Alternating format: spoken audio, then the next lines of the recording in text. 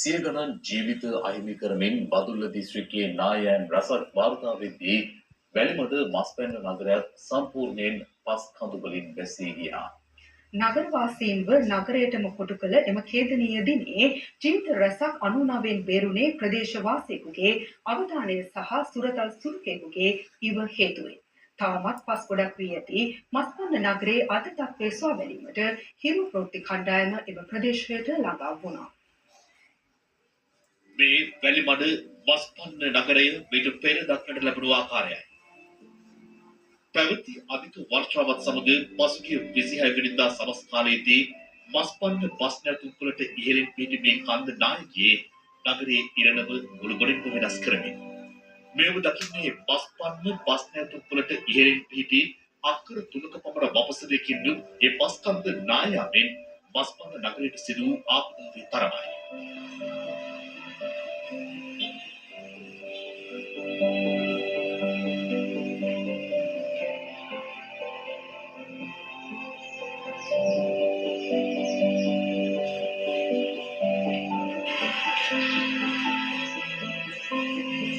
මේ වෙලාවේ හරියටම ඉන්නේ පිහිටි පොළව මත නෙමෙයි.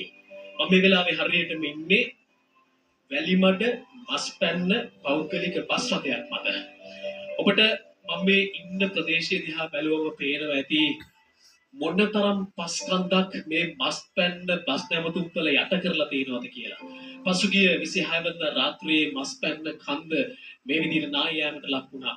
මට මෙතනින් බහැලා මේ පස්කන්දිය මතට එක අඩියක්වත් තියන්න හිතෙන්නේ නැහැ. හේතුව මේ ගමේ කවුරුත් තාම හරියට දන්නේ නැහැ මේ පස්කන්දට යට වෙලා ජීවිත කීයක් සැඟ වෙලා තියෙනවද කියලා.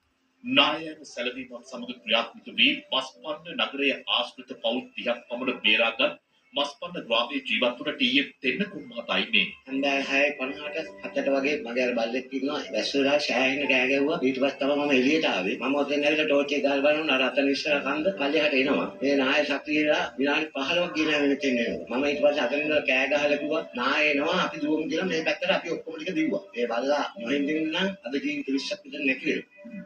මස්පන්න නගරයට ඉහළින් පිහිටි කන්ද නායාමෙන් මස්පන්න නගරයේ අඩි 40කට ආසන්න උසකට පස් කිව් 15000කින් පමණ යට වුණා.